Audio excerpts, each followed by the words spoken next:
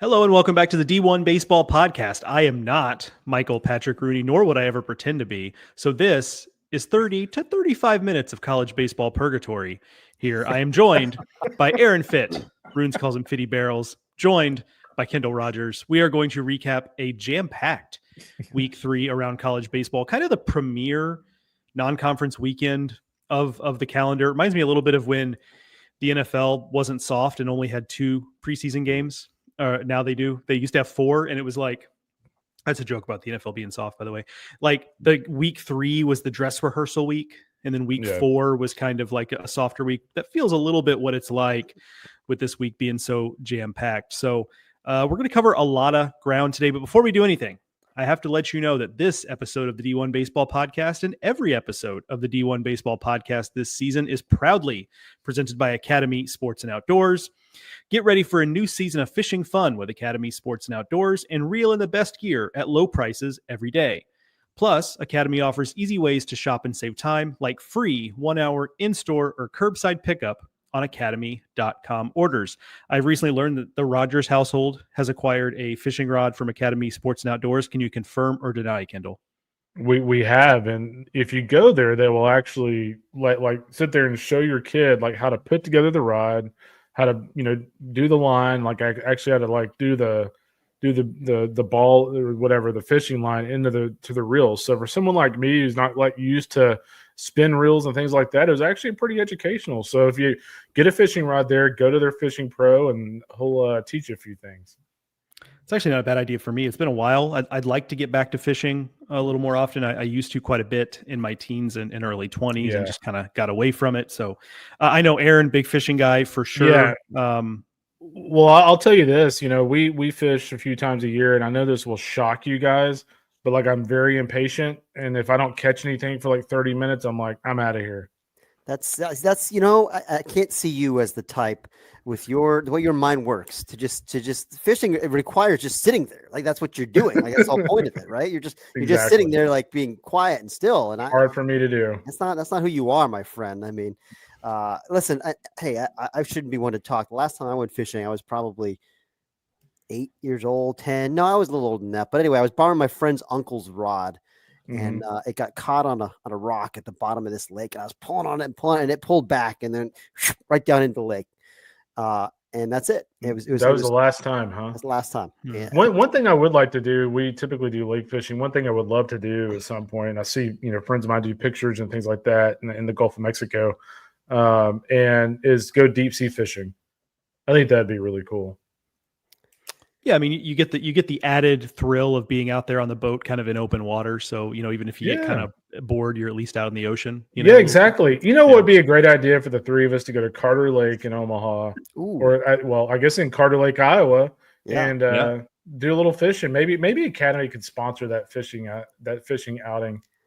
Just don't fish in the actual city and the pond. Was it Oregon State players who got in trouble for that 15, 20 years ago? Or Arkansas. I can't remember who it was, but there's some players who got busted for fishing in the wrong spot right downtown Omaha. Don't do that. Yeah. That little whatever they call it, the little fake river walk they have or whatever. Yeah, something like that. Oh, interesting. As we transition to college baseball talk, let the record show Aaron more of a hunting guy, big hunting guy, Aaron Fitt. And with that said, let's move on to the top 20. Go ahead, Kendall. I was going to tell you real quick. I mean, Skip Johnson has told me for years that his goal in life is get Fitt to Norman in the fall during deer season and actually take Fitt deer hunting. I mean, he's mentioned that to me, and I think to Fitt multiple times. He invites me every time I see him. So that would be an experience, I'll tell you. Hashtag Academy activation. Fish out of water situation. Could be entertaining. Hey, speaking of, by the way, not a fish out of water, how about Coach Healy with the electric open to this podcast? That was 30 to 35 minutes of purgatory. Who needs Mike Rooney? Who needs Mike Rooney? Yeah. We all need Mike Rooney, let's be honest. Rooney's, by the way, off this week with internet issues, unfortunately. You hate to see that. But Coach Healy, thank you for stepping in. Let's talk some baseball. Let's do it.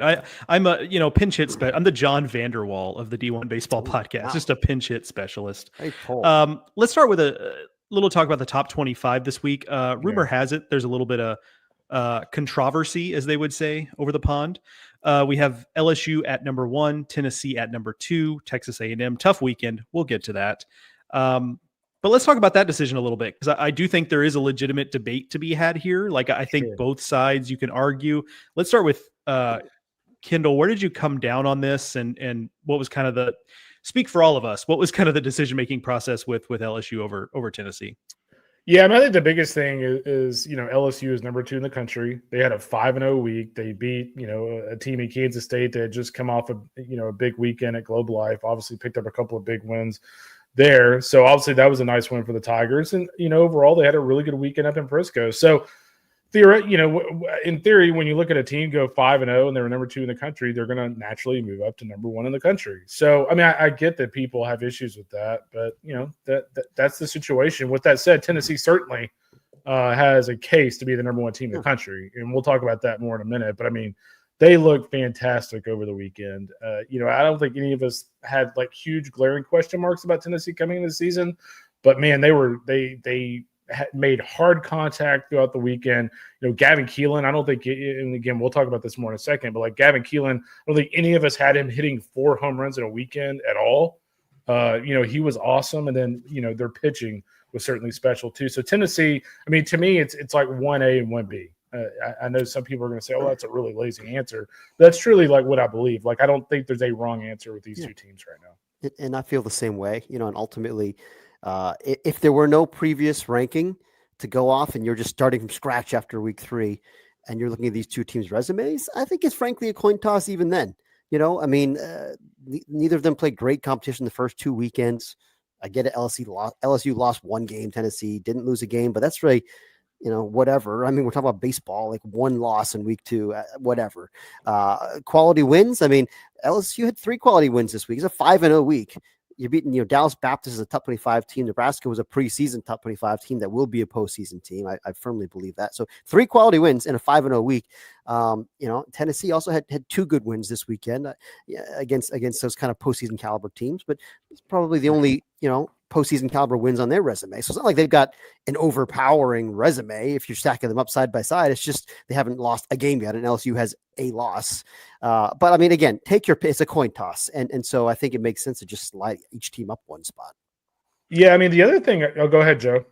I was just going to say, like, it is a little bit unsatisfying to people, but ultimately, largely what it comes down to is that's kind of how polls work. Yeah. You were in number 2, you get moved up to number 1. We could have a debate about which team we think is better. I like Tennessee's team better, but I acknowledge that that's kind of the way polls work. And that's the tricky part, is like, it's not the best resume. It's not the team we think is best. It's not the team playing the best right now. It's all of those things mixed into a pot, and then we see what we come up with. And that's the reality of it. Go ahead, Kendall.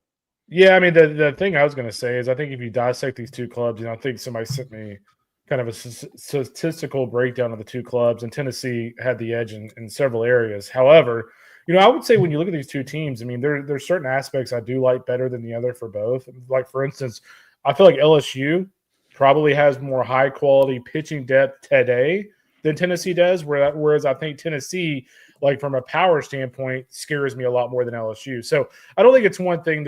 I don't think there's a broad brush that says, oh, Tennessee is clearly better in every single area. And, I think there are parts of both of these teams that I like better than the other at this point. And so that tells me that it's not some egregious decision to have Tennessee number 2 as of today. And I'll just say, I'll take kind of the opposite side of Joe's, because I do think, again, we're talking about 2 elite teams and you're splitting hairs, elite teams. But Joe, you said ultimately you think you like Tennessee's team just a little bit more. I think I like LSU's team just a little bit more, because I actually think that rotation, Cade Anderson, Anthony Ianson, and Chase Shores is right there for me with the Arkansas rotation. And I think that both will prove to be just a tick better than the Tennessee rotation, even though obviously Liam Doyle and Marcus Phillips have been great and looks like a really good 1-2 punch. For me, I just think that the 3, the sum of those 3 guys on the LSU side is just a little bit better. And I don't think LSU is really lacking in firepower offensively. I actually love that lineup. I mean, having seen them in Frisco, I'll just go right into it. I think, first of all, Bear Jones to me, and I put this out there on Twitter. Our friend Runes, I give him a hard time because he dropped a Frank Thomas comp on Connor Davis a few years ago. Poor Rune's getting called out. He's not even here. But he didn't mean it quite literally. But I will say that Jared Jones does, I think, maybe deserve that kind of comp physically, certainly. The raw power, certainly. And you know what? The hit tool, guys, like the hit ability is now in that kind of, he's got 12 walks and 6 strikeouts this year. He's a terrifying presence in the box. Like, this guy could win the Golden Spikes Award this year. I'm just telling you, everything is a missile. Like, he got 2 home runs so far, but he also had like a double at 116 miles an hour. Everything is triple-digit contact. He is ridiculous for me. He's just a next level guy. And then you got him right there ambushing the 2 spot behind Derek Curiel, who is just, again, talk about the real deal as a freshman. I mean, just a ready-made guy, just a hitting savant is what he is. He's a hitting savant.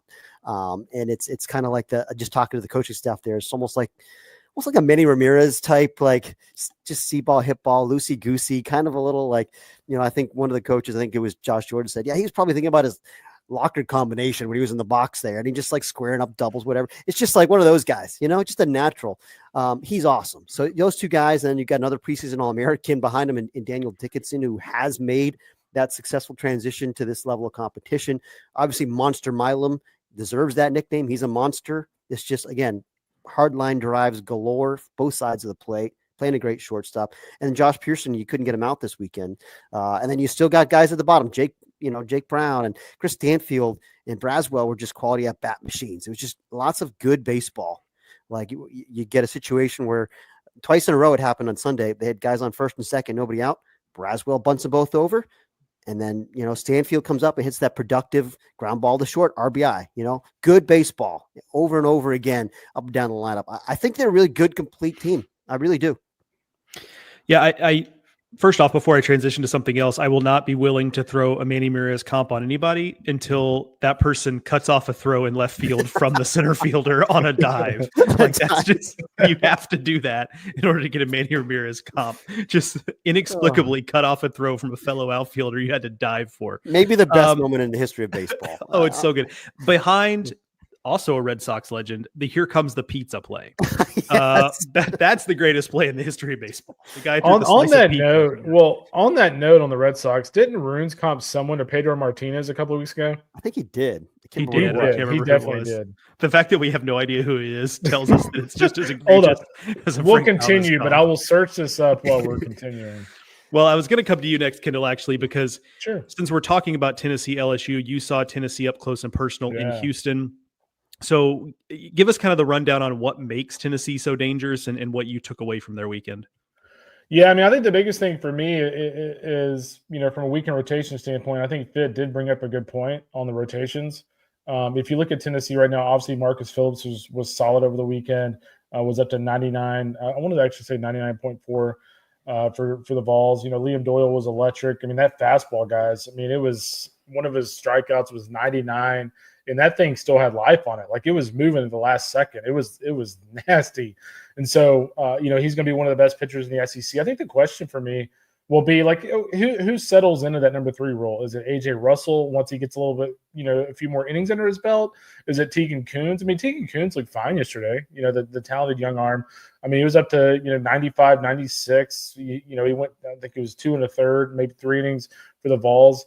He looked good, so, my hunch would be that if AJ Russell ends up being that number 3 guy, but, when you look at the bullpen, Tanner Franklin was up to 102. Nate Snead was really good in 2 different outings. So they've got some nice pieces there. I think what makes them so dangerous offensively is just the transition these young guys are making. Aaron mentioned with Danny Dickinson transferring over from Utah Valley, but when I look at Tennessee, Levi Clark was a guy that we were all pretty bullish on as a freshman coming into the season, and we all know like it's one thing to be a fall superstar, but then to do it in the spring. I mean, he does look like a superstar. Physically, he's built like a junior or senior in college. That's the first thing that stood out to me. Like he is a bull in the batter's box. And the other thing is he has huge power. I mean, one of the balls he did not hit out over the weekend went to like dead center at Minute Maid or at Dyken Park, and died at the warning track. And that was about 407, 408 feet to dead center. So he was really impressive.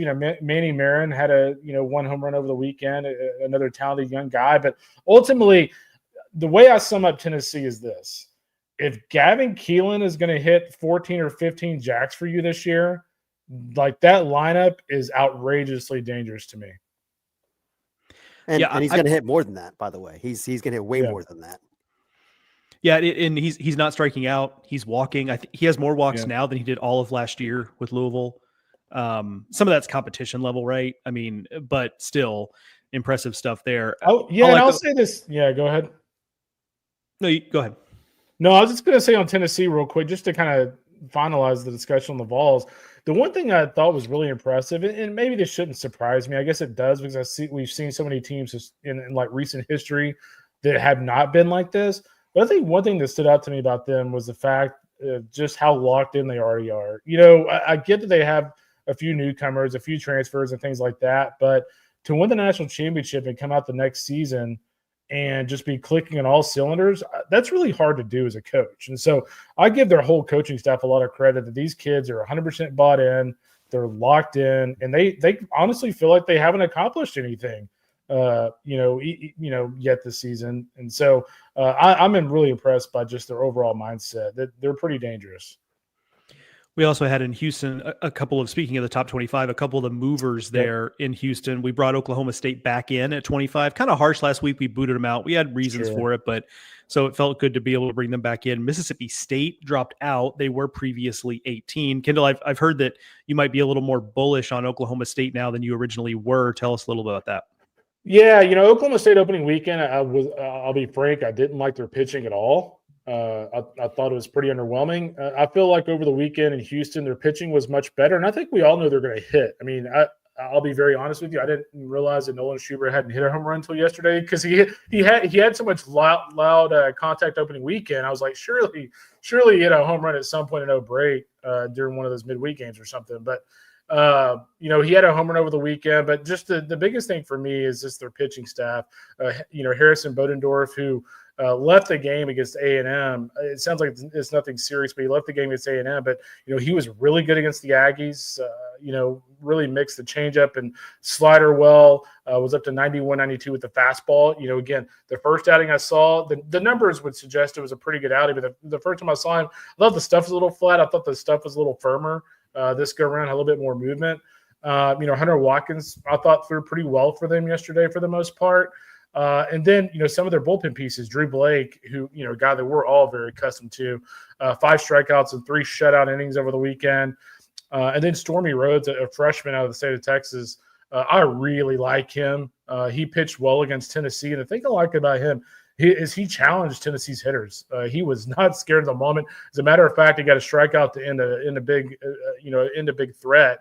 And he was kind of mouthing off at the Tennessee dugout, not into waving his hands or anything, but it was a really confident freshman. So I was encouraged by what I saw from the Cowboys, pitching wise. And of course, offensively outside of Schubert, Garrett Scholl. There's so many talented freshmen. I just mentioned Levi Clark, but Garrett Scholl is going to be an absolute superstar in Stillwater. He showed power opening weekend for me, and he hit another home run this past weekend. I think the one game he was in the 7-hole, the next game he's at the 2 or 3 hole. He is a really, really talented hitter, and Colin Bruggeman's another guy who every time I've seen him this year, he's just continued to hit. 2 more things on Houston. I'll send this one to Aaron. Mark and I talked about this on Highway to Hoover, wherever you get your podcasts. And Mississippi State has now lost all 4 of its games against teams that we think are surefire postseason teams. Aaron, does that concern you, or does the fact that maybe I think they've lost all 4 by a total of something like 7 runs or something like that? Is that overblown? Is there concern there? Where do you come down on what you've seen from State so far? Yeah, that's a great question. I'm not concerned. First of all, I'll put it that way. I mean, just having watched I watched the Troy game. I haven't actually watched a lot else of them, but I mean, they were competitive in that game, and Troy's good, and you're losing close games. That's frustrating. I get that. But I also think it's a sign that you're not far away. I mean, it's base. I hate to say it. Hashtag that's baseball. Games can go either way, and it's a long season. I don't know. I mean, they were in those games this weekend. I mean, 1-run loss to Arizona, 2-run loss to Oklahoma State, right? I mean, it's just, Kendall, you probably have more insight on this than I do because you were there all weekend and watched those games. But I mean, I look at their personnel. I still think they're very solid.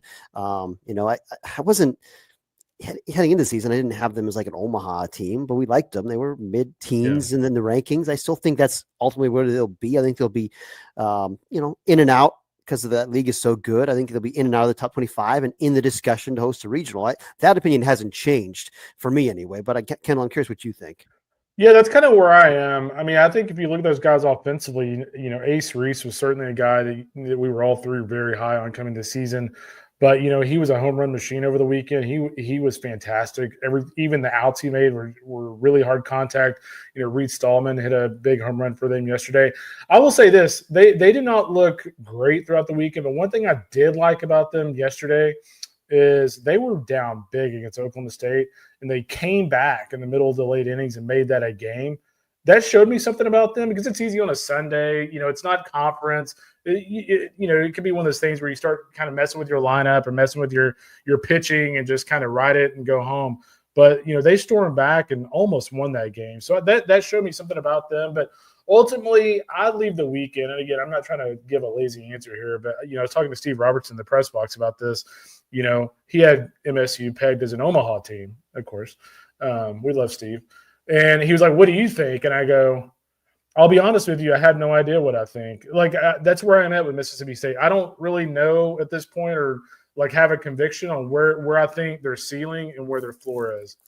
I'm just undetermined at this point.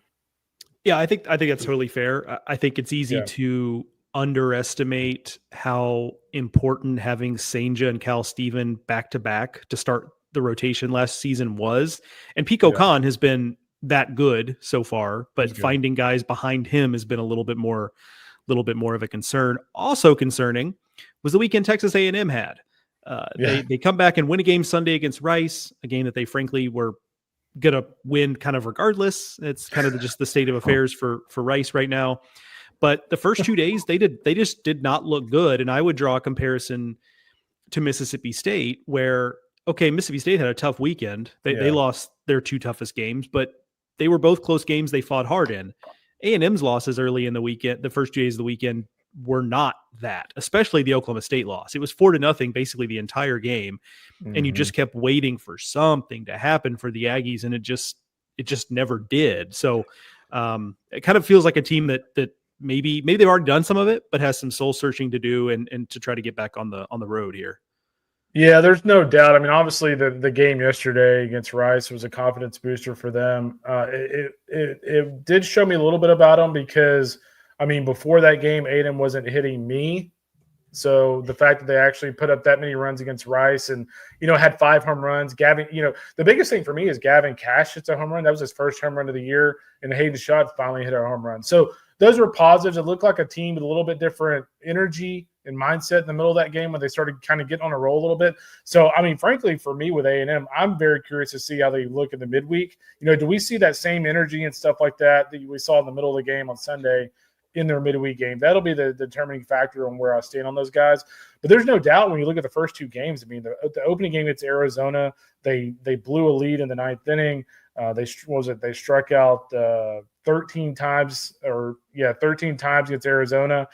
Then they come back the next day against Oklahoma State and struck out 13 more times. So, Jace Lavalette really struggled. He didn't look like he's very comfortable in the box. Schott struggled. They just didn't look very good offensively the first 2 games. With that said, as bad as their defense was earlier in the weekend, as bad as their offense was earlier in the weekend, this is still a team, guys, that, Ryan Prager had a career high in strikeouts in the first game. They should have probably beaten Arizona. Their bullpen for the most part of the games has been okay other than the Cal Poly game. They blew a lead there. So they had a chance to win that one. Oklahoma State, Justin Lampkin threw just fine. I mean, he was up to 94-95, put together a really good start against a really good offensive team. And then in the final game, Miles Patton, he gives up a couple of runs early, and you're thinking like, oh, boy, here they go again. and he settled in and had a really nice start. So I do think with this A&M team, if they can just get something going offensively, and I think it's going to help getting Caden Sorrell back. It sounds like he's going to be back for Alabama next weekend. If they can get him back and start to get in a groove, their starting pitching still elite, man. So they've got to get their offense going, though. We'll find out soon if Sunday was an aberration or is just playing Rice, or are they still going to be in the same predicament offensively as they were the first 2 games, and frankly the 3 games before that. Yeah, one more SEC note, and then we'll kind of move on to some other stuff. I was going to give a word here for Auburn. They played really well over the weekend in Arlington, and okay, Ohio State and Baylor, we'll find out later on how good they are or aren't. Although pour one out for Ohio State, like that team has been in every single game this season with the exception of one, and they are 1-8. Yeah. They're just 2 pitchers short of actually being pretty good, right? Which I think bodes well for their future, but 2025 might be a little bit up and down. But regardless, the thing with Auburn in short here, and you guys feel free to chime in afterwards if you have thoughts, but for me is that similar to Tennessee, like their freshmen have basically been what has driven them offensively. Yes, Ike Irish is hitting, Cooper McMurray's hitting, so on and so forth. But, Chris Rimbert and Bub Terrell and Chase Fralick have all been really good. And I think there was some opinion that maybe, hey, Rimbert looks like a guy that could be a real dude right away. But the consensus largely, especially on Bub Terrell, was like, hey, really good player, but it might be more of a 2026 thing for him to really be a guy. But nope. All 3 of them have been right in the middle of everything for them, and they still have some stuff to figure out on the mound. Cade Fisher's dealing with a lat situation. So they're still working through the mound, but if their offense is going to be this good, it does give them some runway to figure it out on the mound. Well said. Let's talk a little ACC real quick. We're going to start with, I want to start with Duke because they came out of the rankings. And I'll throw this to Aaron here. First of all, do you have any remorse about what you've done to move Duke out of the? I'm just kidding, no. But it was kind of a difficult decision to make, frankly, if I can speak for all of us, because they swept Northwestern over the weekend, but they struggled in the midweek. It's just been a weird season for them so far. I feel similar to them as I do about Mississippi State. The way you put it, Aaron, is that they'll be back. But we needed to move them out for a little bit, put them in a timeout, metaphorically speaking. That's it. Exactly right. I mean, they're 7-5. It's just been tough going. They lost to Cornell. They still won the series. Okay. And they kind of get blown out by Liberty in midweek and lose to Campbell, and they just haven't pitched very well. And it sounds like they haven't played defense very well, which is surprising. And so is the pitching, honestly. And I think there are much better days ahead on both those fronts. Their offense seems to be doing the job okay. They scored plenty of runs against Northwestern.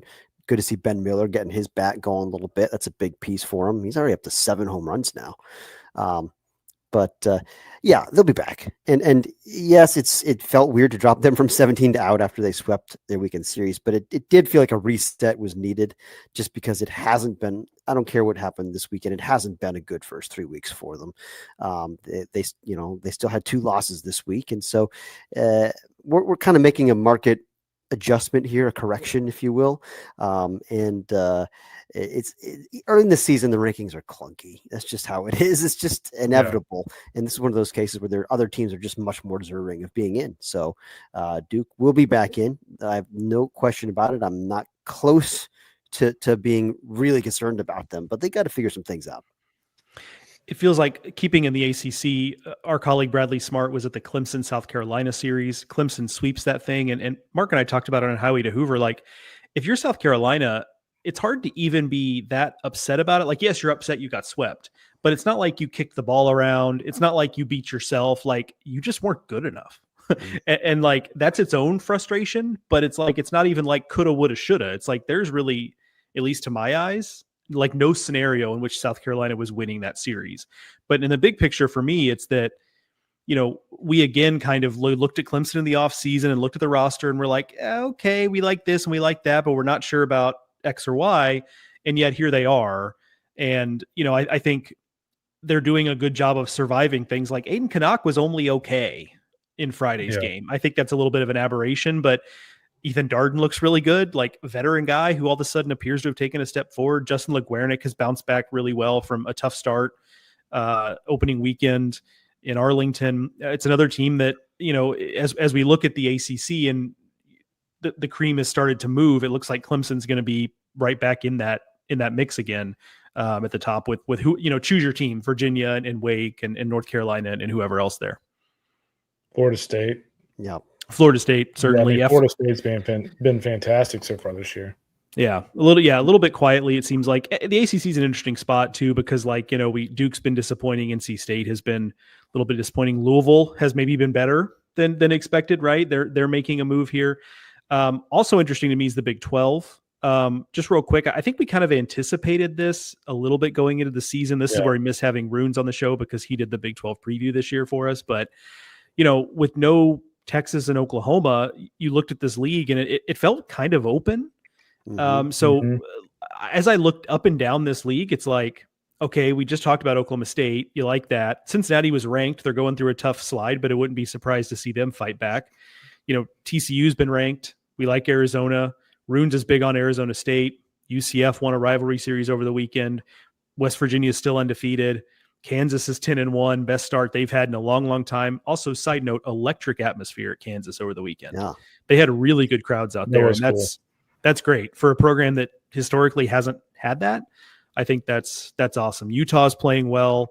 Yeah. You kind of go up and down this league, and with a couple of exceptions, I feel like it's the type of conference. I don't know if you guys have any takes here necessarily. Kendall, you saw Arizona too, so maybe you do, but it feels like a league that, with a couple of exceptions, like it feels like you could just shake all those teams up and spill them out. And I'd believe just about anything in terms of who ends up winning this league and who ends up being the regional teams here. Yeah, I mean, the thing I really like about the Big 12 on the surface is the fact that their winning percentage in non-conference is going to be pretty good. I mean, if you look at this league right now, Texas Tech of all teams is kind of the weak link. They're sitting there at 2-7. Everyone else, other than Cincinnati, has a winning record. So this team has been this conference has been very solid in non-conference play. Baylor, is a team that we thought would be a bottom feeder in this league. They're 8-3. Ethan Calder's done a really nice job at the front end of that rotation. 19 strikeouts, 2 walks. So Mitch Thompson's team's better. Kansas sitting at 10-1. West Virginia, they haven't played the best teams, but for a first-year coach, Steve Saban's, to be off to an 11-0 start is really impressive. And then teams like Houston are better. UCF, which by the way, Patrick Ebert will have a story on the Knights tomorrow. UCF gets a big series win over rival South Florida over the weekend.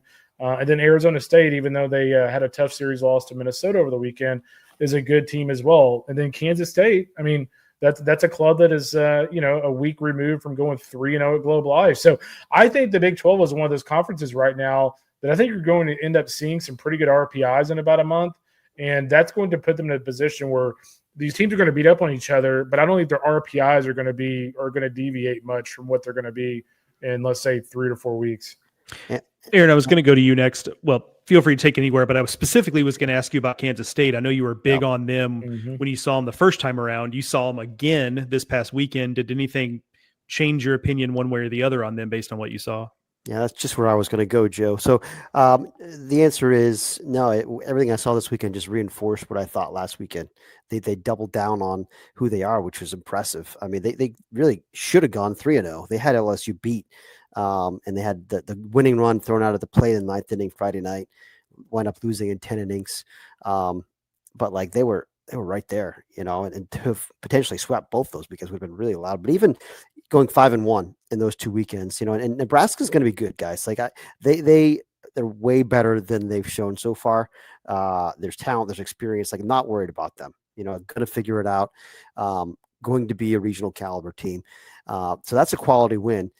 But Kansas State for me, I everything I said last week, I'm not going to repeat it because like I just love their lineup with the top to bottom competitive outs, the athleticism, all that stuff. They play good defense. They're athletic there too, and their pitching staff continues to impress. So what I'm going to say about Kansas State is this: the fact that they're 6-5 right now, after having played the schedule that they've played, I think is a big win for them from a regional resume perspective. I mean, you go on the road, you play Coastal twice, you play North Carolina in the midweek, you play Arkansas, Michigan, TCU at Globe Life, you win all those games, then you play LSU, Nebraska, and you're sitting here at 6-5. You survived the gauntlet and put yourself in a really good spot. If they can now make a run in the Big 12, which I think they can make a run to compete for that conference championship. Did not see that coming, but I think they're going to be a factor at the top. And if they do, I mean, I think this strong performance in the non-conference will put them in position to host a regional. So did not have that on my bingo card entering the year. Yeah, it's a cool story that they've kind of, it feels like they found something the last couple of years. It took a little while, but I think it's probably speaks to a lot of collaborative effort between the administration, the baseball program, like a lot to get everything lined up there. One more quick thing before we finish here, but I'd be remiss if I didn't mention one of our other sponsors for the D1 Baseball Podcast, Tecovas Boots. Whether it's the leather in your glove or your tailgating chairs, baseball people know that quality matters. That's why we love Tecovas Boots. Born in Texas, just like Kendall and I, handcrafted with over 200 meticulous steps and comfortable from day one, they're perfect for wherever the college baseball season takes you. From road trips to rivalry games, post-game celebrations, or just everyday wear, Tecovas Boots are made to go the distance. Find your perfect pair today at Tecovas. And the Kendall, you did you have something there? No, okay. When I'm talking boots and talk about things born in Texas, I saw Kendall make a little move, and I wanted to give him space to have comments about boots. But I will make a comment. So Joe did reach out to me and say that he wants to be involved in the activation at a Tecovas store in Raleigh, but Aaron has to go and do the same thing. So I'm really looking forward to Aaron with a cowboy hat, some nice boots, maybe some tight little cowboy jeans or something. I don't know. Yeah, I am looking forward to that as well. They, don't worry, Aaron. They have all kinds of different boots. It's not just cowboy boots. It's work boots. It's lace up boots. Snaps. Yeah, they got all kinds of stuff, like for all tastes and styles. That's why we love Tecovas Boots. My last thing I was going to mention here is that shout out to the Sun Belt Conference. We have 3 Sun Belt teams ranked now. With Southern Miss was already ranked. Troy has been ranked from the start of the season. And now Coastal Carolina comes in at number 24. One of the tricky things about the Sun Belt, and you guys know this as well as I do, is that there is going to be some, I hate to say dead weight, but there's going to be some anchors from a negative standpoint at the bottom of that league. And so you just got to avoid the landmines. So I do think there are teams here that could host. I think all 3 of those teams could potentially be host quality. It's just a matter of, can you get the numbers to work in your favor? You just can't afford to drop a home series to somebody whose RPI is 210. And this league is probably going to have 1 or 2 of those teams. And that makes it a little bit treacherous, but I've seen Coastal. I think we've had eyes on Troy here at D1 Baseball. I'll see Troy this weekend as well, but Southern Miss just won a series with TCU. They all looked the part. This is not kind of like just a bet on teams that we're, hoping to see succeed. Like these are teams that have proven their quality. And, again, it's another step this Sun Belt has taken into kind of filling in that vacuum as a power conference in college baseball. But to your point, I think the next step for this league is to have a little more depth, because right now I do think they're clearly behind the Big 12 and maybe even the Big 10 when it comes to the depth piece that you need. And because, if you've got more teams that are like looking like viable regional contenders, it just makes it easier for the teams at the top to get a regional hosting spot. You could have multiple hosts if you've got a deeper league. And right now it just feels like there is a pretty big drop off after those 3. Now I say that Georgia State's 9-2 off to a great start, but they've been beaten up on some soft competition. So we'll see. Jury's out on that one. Texas State 7-4 has been kind of up and down, but they've done some things. They beat A&M in a midweek game. So they are a team to keep an eye on. We certainly expected Louisiana to be a factor. They're 5-7 right now. Got swept this weekend, I believe. By UC Irvine. By Irvine. So that's a setback. I don't know. Like they're not really heading toward conference play from a position of strength right now, which is not great for the league.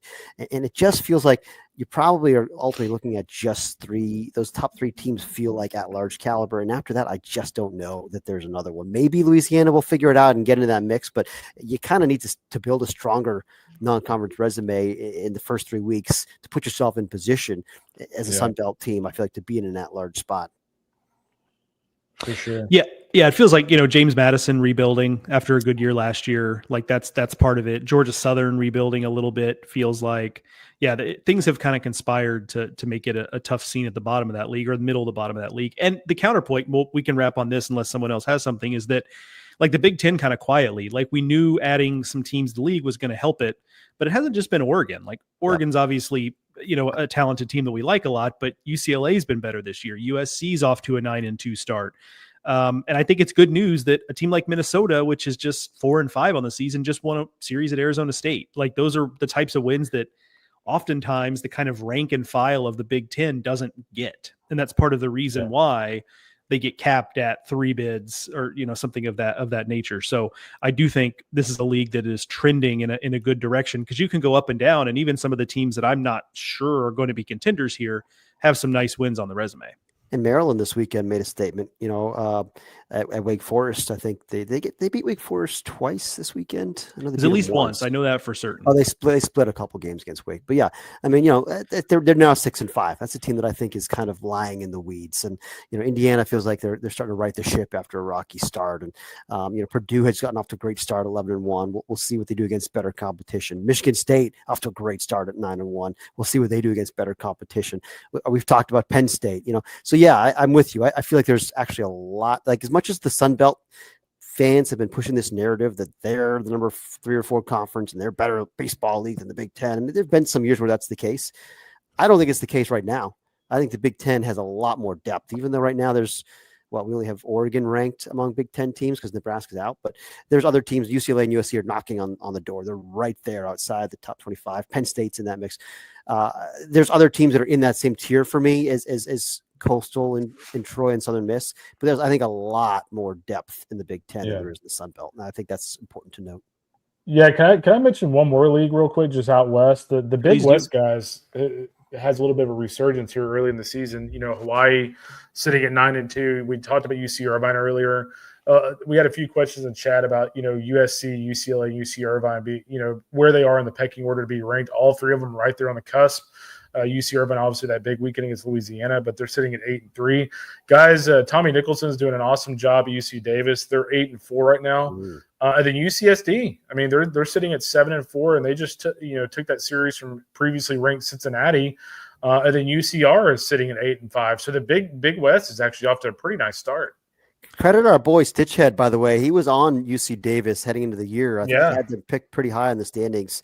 I think he was on it. I mean, Tommy is a good coach, and we're seeing those results at Davis, a place that hadn't had a lot of success the last 15 years or so, since the days of Daniel Descalso and company. They and kudos to Davis, because I think this is part of when we talk about where the Big West has gone astray. Like Davis this coming weekend is going to play a series at Creighton. Now, we'll see if the weather allows that. It's always a dice roll this time of year, but the Big West, and Runes would tell you this. I've had this conversation with Runes. The Big West at times can be too insular with its scheduling, and just they stay in the Pacific time zone. And so, as the league goes up and down, the fortunes, as them in the West Coast Conference and so on move up and down, they move up and down together. Because there's just not that variety of scheduling. So kudos to Davis for getting on a plane and going to Omaha and playing that series, because I think it's good for your individual team, but it's also good for the league. Now you got to win some games too, but we just haven't seen a lot of that from Big West teams. Yeah, that's a good call. And ultimately what determines, these teams, these conferences' fortunes is how they perform in the non. These first 4 weeks are critical for the overall health of your league. Like we see in the conference RPI, you get off to a good start. That's why the SEC is number 1 every year in the conference RPI, is because they dominate the non-conference. Granted, some of that is they're playing lesser teams and at home, but like they also get out there and play teams more than probably they get credit for doing.